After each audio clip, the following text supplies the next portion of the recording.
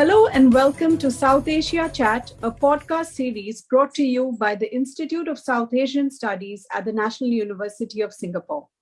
I'm your host, Nithya Subramanian, an editor at the Institute.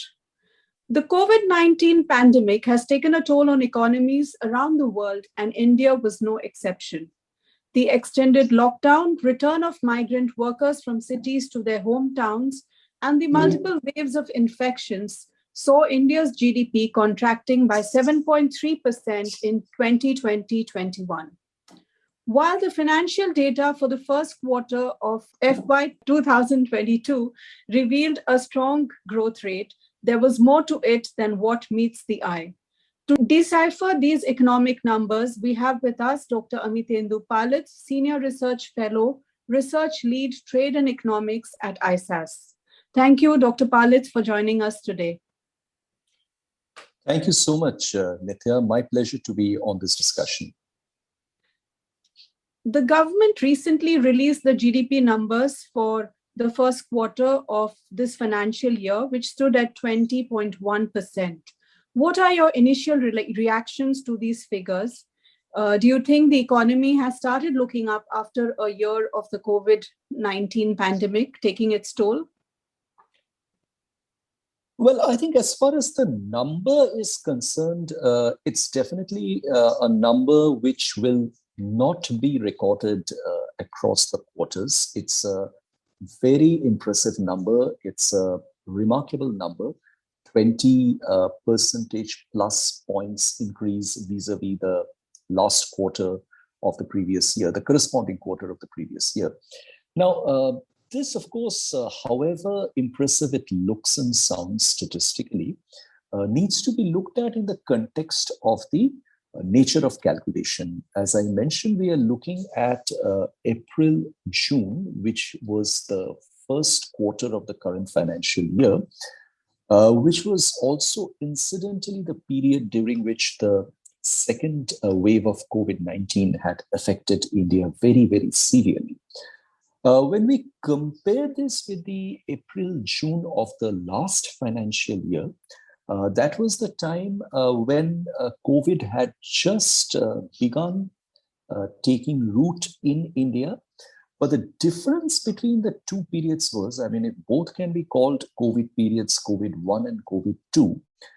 In COVID-1, India went into a far more serious, severe, and stringent lockdown, which was organized by the national government across practically all spheres of economic, social, and cultural activity, which resulted in an almost complete stoppage of economic functions.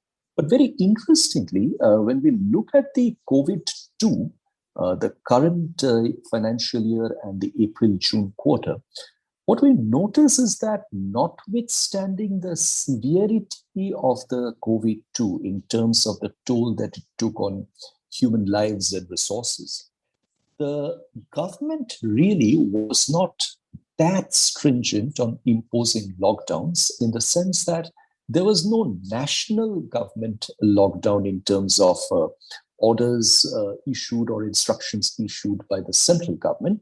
The lockdown management was essentially kept to the state governments to be done with respect to their individual conditions and circumstances. And as a result of which, what probably happened was that there was a much lesser degree of economic activity and basic activity, which got to be sort of curtailed in the COVID-2 period as opposed to COVID-1. So there was much less of economic damage insofar as the economic momentum and activity is concerned in this particular quarter. And that is what has, I suppose, been reflected in the numbers, because it is quite evident that the recovery or the turnaround, which started from the October to December quarter of the last financial year, and then slowly gathered some pace in the January to March quarter of the last financial year as well, or the current calendar year. This was a momentum which I think the governments and the state governments were particularly careful in trying to ensure that it continues. So, notwithstanding the hard hit taken by the COVID, the economic momentum was sought to be maintained as much as possible. And therefore, what we get to see is a fairly sustained increase in economic activity, particularly compared with April, June of 2021, which was actually a very, very low baseline insofar as the economic activity is concerned. So this is where we are today. The question now that we need to look at seriously and probably reflect on in greater detail is whether this particular economic momentum, which has been sustained, will also continue over the remaining quarters or not. Now, what I think is encouraging is that we do see some fairly noticeable turnaround in a couple of sectors of the economy which are important. The first of these is clearly the manufacturing sector, which has been consistently growing at a negative rate, if one can describe it that way, or experiencing contraction over the last financial year. But this quarter, it's exhibited a fairly robust turnaround. So has construction. So has a couple of other important service sectors, trade, hotels, financial real estate, public administration. So all in all, the sectors are no more in red, if we can use the financial market terminology. They're all back to being in the green. They're all, in fact, experiencing double-digit growth. And whether this momentum is maintained over the next quarters that are going to come up is what now will be interesting to wait and watch. Thank you so much. I mean, we will certainly talk about the sectors down the line in our conversation. But, if we just looked at the numbers, a breakup indicated that the revival or the growth, the GDP growth rate happened on the back of strong exports. What do you think are some of the sectors that did this heavy lifting? And is this export growth rate sustainable? I would argue that while exports have been doing well, the main thrust of the recovery in GDP has actually come from the domestic sectors. And that is clearly because of the fact that if we look at the sectoral contribution to the Indian economy, we know that the services are the main contributor to the Indian economy. Nearly 2/3 of the economic output of India comes from a variety of services, followed by agriculture and manufacturing.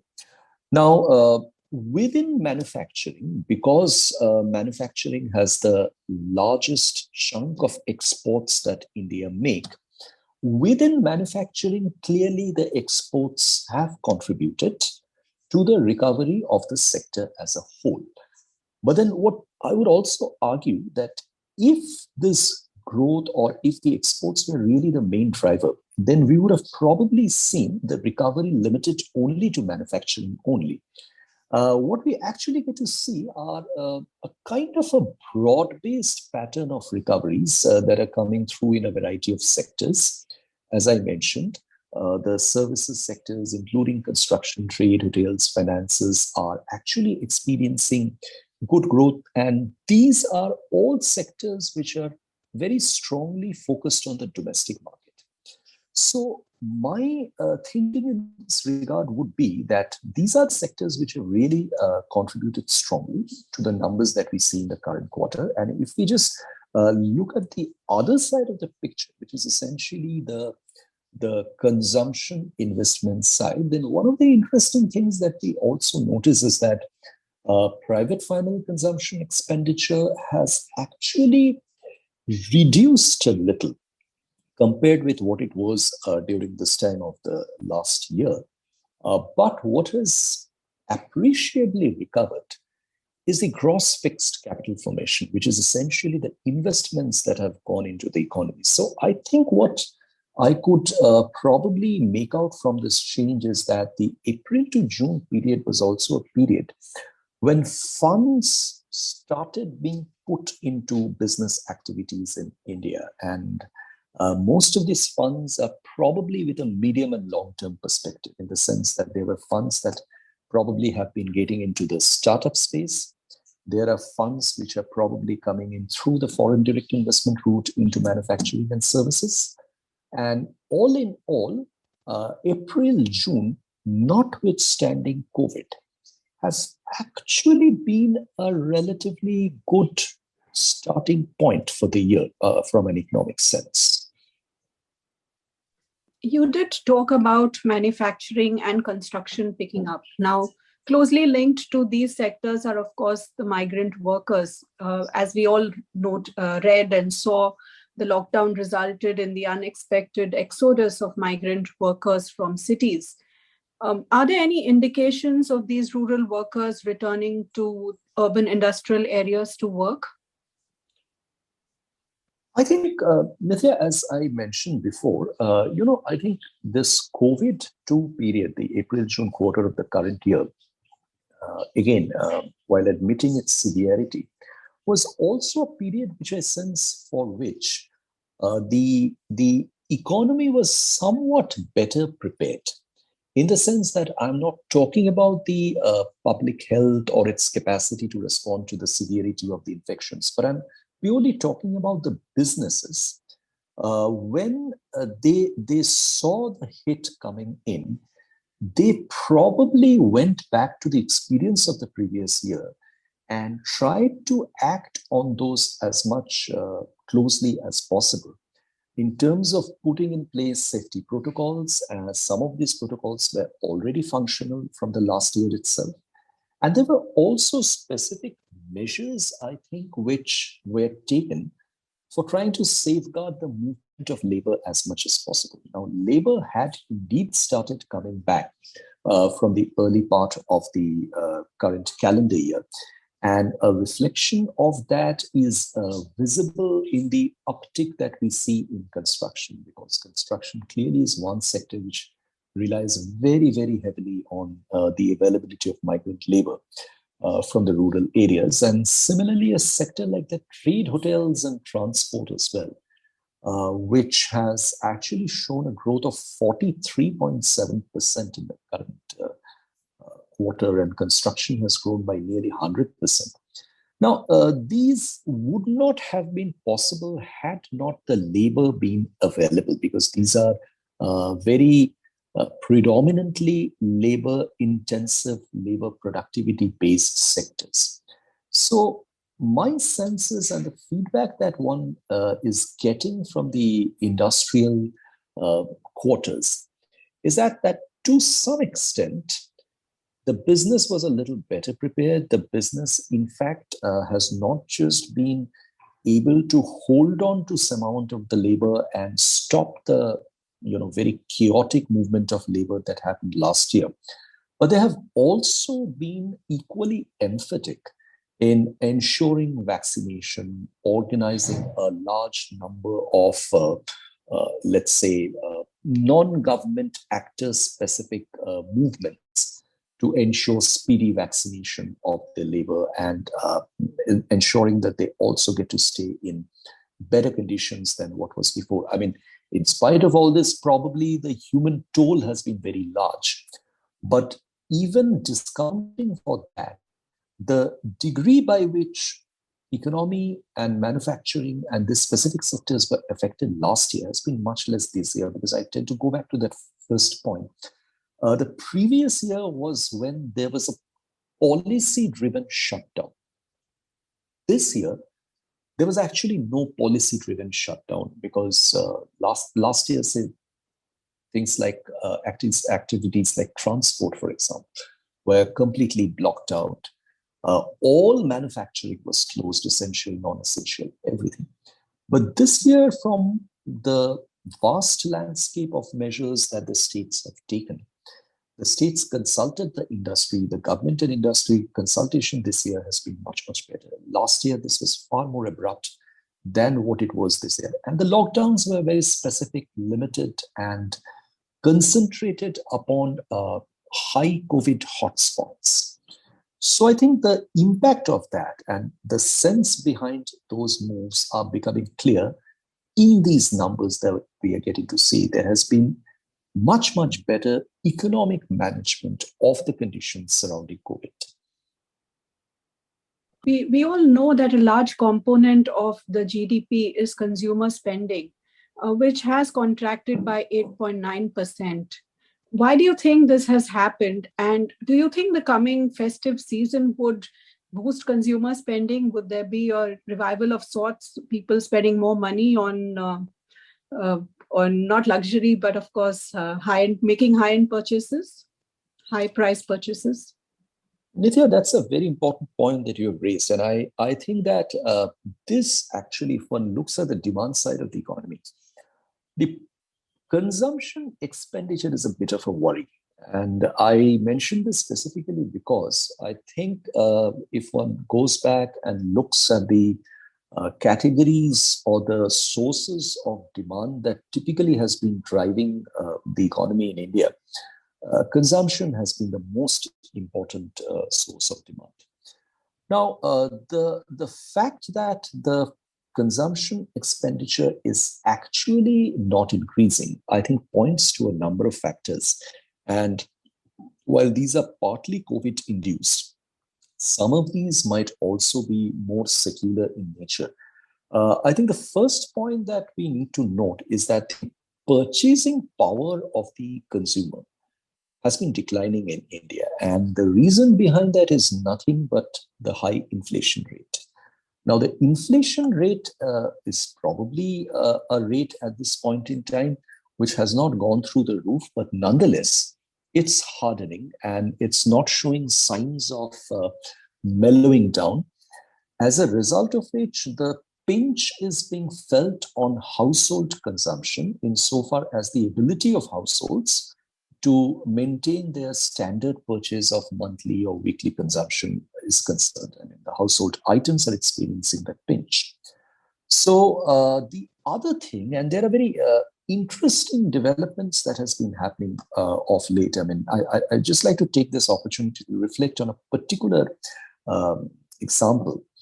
What I have seen from some personal engagement with the health sector, including the retail side of it, is the fact that the cost of medicines in India, a large number of medicines, I'm not talking about the essential ones necessarily, but also the ones which are for lifestyle ailments, also the ones which are more in the nature of surgicals and so on and so forth. The cost of these have actually become very, very high. Now, one of the reasons behind that is, of course, the increase in demand and the shortage in supply. But interestingly, because of the cost getting high, including that of medical consultation, there is a tendency among the relatively lower middle income categories or middle income categories to step out of the space of mainstream allopathic medical consultation and shift more to the alternative therapies like homeopathy and so on and so forth. Now, that again is a move which is forced by the inability to consume more in the sense of incomes not fetching as much of consumption as they were before. And let's not forget the fact that if we take the COVID part away, COVID really has hit people's income earning abilities as well, insofar as there have been layoffs, there have been retrenchments, there have been salary cuts.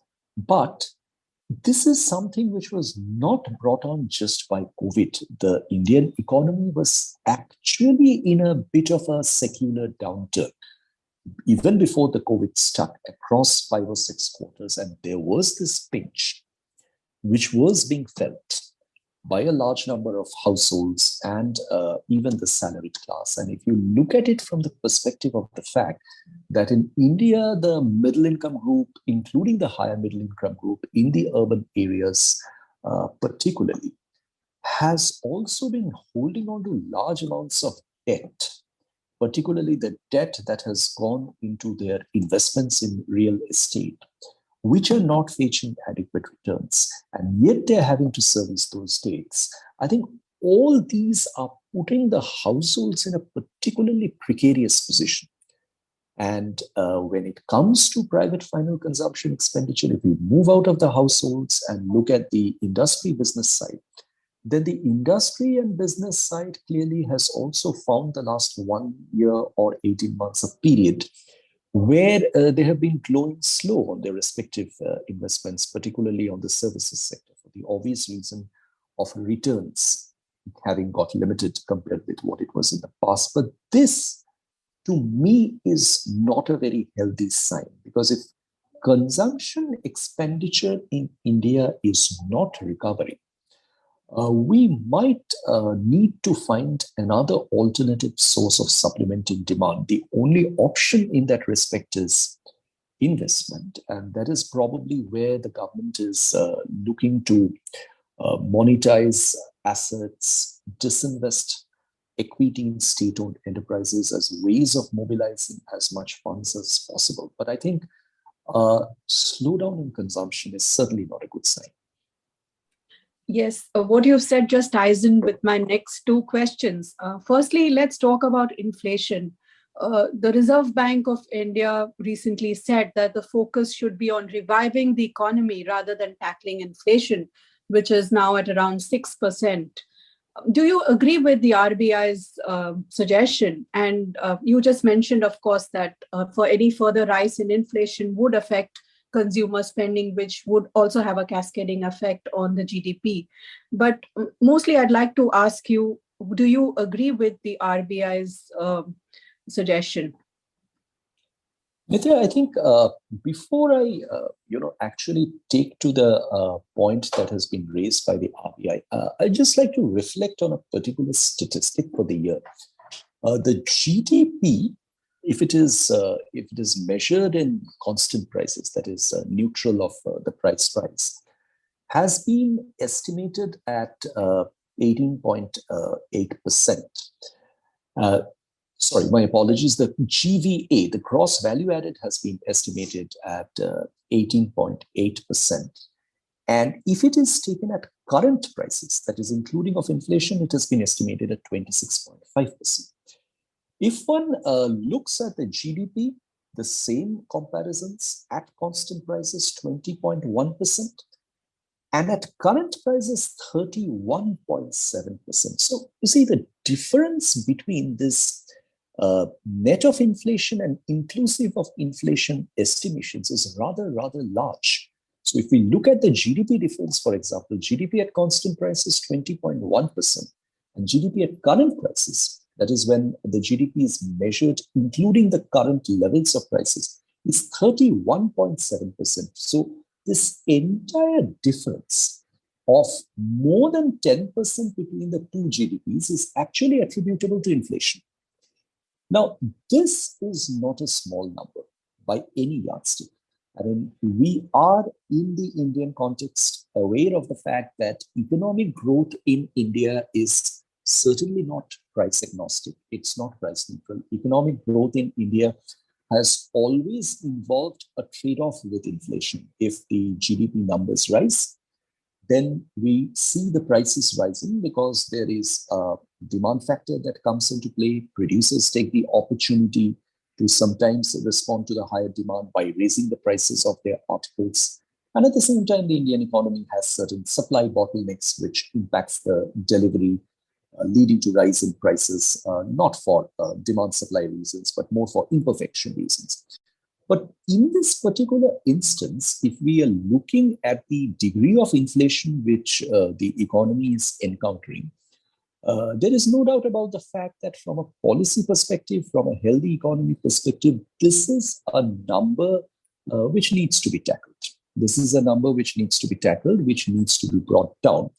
But for the Reserve Bank of India, the challenge now is to whether focus more on controlling the inflation, which incidentally has for several years been the primary objective of the Reserve Bank of India. And the Reserve Bank of India has, in fact, in the past been criticized for not coming out with a monetary policy which is reasonably expansive, which is reasonably accommodative of expanding the volume and supply of money in the economy, that would help and sustain greater spending, greater expenditure, and fuel economic growth. That has not really been the preferred policy of the RBI. RBI has preferred to walk the tightrope in this regard, not go in for as expansive a monetary policy as maybe the Ministry of Finance would have wanted, largely because they wanted to control inflation. Now, if today the Reserve Bank of India is taking a different position on this, then obviously it is an indication of the fact that there is a shift in perspective. And there is a shift in perspective with a view to ensure that the economic recovery that has been secured during the last, not just one quarter, but maybe a last couple of quarters, needs to be maintained. Now, if that needs to be maintained, then inflation has to become a secondary objective. I'm not arguing that inflation has to be abandoned as an objective at all, insofar as its management is concerned, but it needs to become a secondary objective. And that is why probably we are seeing that the Reserve Bank of India really has not gone for any increase in the rate of interests in the market. It is trying to keep the rates low as much as possible, as much balanced as possible, to ensure that the cost of loans remains manageable, to ensure that those who are willing to invest are able to mobilize their credit with a sort of kind of a reasonable price of that credit from the banks as far as concerned. And also at the same time, they're probably also trying to ensure that the money supply in the economy remains reasonably at a level where the consumers are not facing a shortage of liquidity. Now, all these are to some extent risky steps. All these are risky to the extent that there is a downside. There is a downside insofar as their impact on prices are concerned. Now, on this, I think on the dilemma of whether to support growth or to manage prices, it's always a divided house. I mean, I personally, at this point in time, would think that it is an extremely difficult choice to make. I would argue that for the monetary authority like the Reserve Bank of India, it's likely to be a view which is going to be determined by the objective quarter-by-quarter conditions. And clearly, the RBI doesn't want to go for counter-cyclical measures. It wants to follow the trend that has been set and support it. So maybe if the next quarter is one which also yields a substantial level of good growth, giving the RBI the confidence that the economy is more or less back on track and there's no further severity of the COVID, then it might just go back to a more cautious management of the monetary policy with a view to tame the prices. This brings me to the last question. The government in the last 1 year has announced many measures to boost and revive the economy. We saw that during the budget, a large disinvestment strategy was unveiled.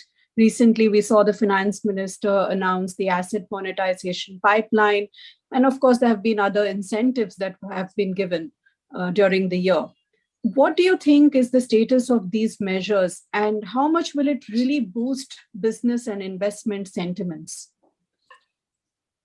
Well, I think to an extent, the fact that we did see gross capital formation increasing in the last quarter with respect to a quarter over the previous year's corresponding quarter is an encouraging sign. Is an encouraging sign in the sense that at least the investment momentum in the economy is better than before. And I'm quite sure that this investment momentum is not just only attributable to the steps that the government has taken, but it's also to an extent reflective of the private investors continuing, or if one may be optimistic enough to describe it as the growing interest in the Indian economy. But on the other side, there are measures that have been announced and which are expected to substantially strengthen the Indian exchequer treasury in terms of mobilization of revenues, in terms of generating sufficient amount of growth. When we look at something like the national infrastructure pipeline, which is being implemented, and for which now there is a backup that is coming from the national monetization policy, insofar as monetizing the existing brownfield assets are concerned. Now, all these are expected to really boost growth, both from a supply side as well as from a demand side.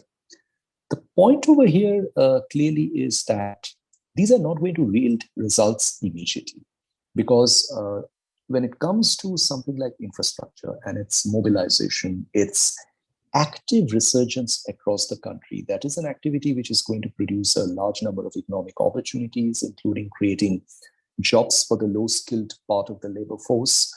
But that would also require, at least as far as private sector participation is concerned, construction of the right contracts with the right clauses to ensure that if there are stoppages, if there are delays, if there are disruptions, the private sector does not end up being on the receiving end. And when I say private sector, I'm not just alluding to the domestic private sector, also to the foreign investors.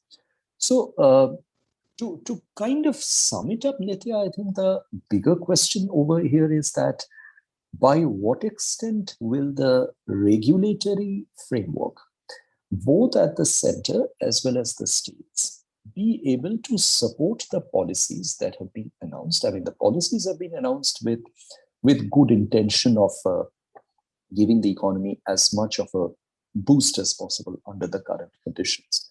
But there's still a lot of background work left in a large number of areas. And let's also not forget the fact that the government has really gone out on a spending spree. When we look at initiatives like the production-linked incentives in manufacturing, the government is really subsidizing higher production through cash incentives, and this means large outputs.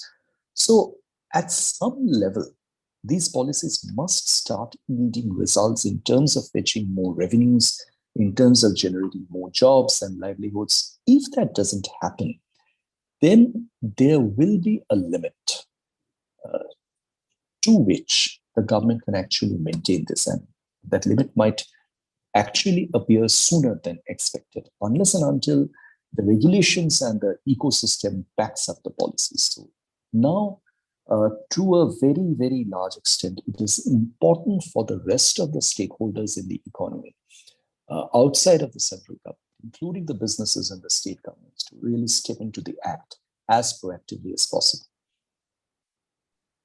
Thank you, Dr. Palit, for joining us today. It was really wonderful having you at our podcast. Thank you so much, Nitya. It was my pleasure. You were listening to South Asia Chat. To learn more about our work, visit us at isas.nus.edu.sg. Also follow us on our social media handles, Facebook, Twitter, and LinkedIn. Thank you.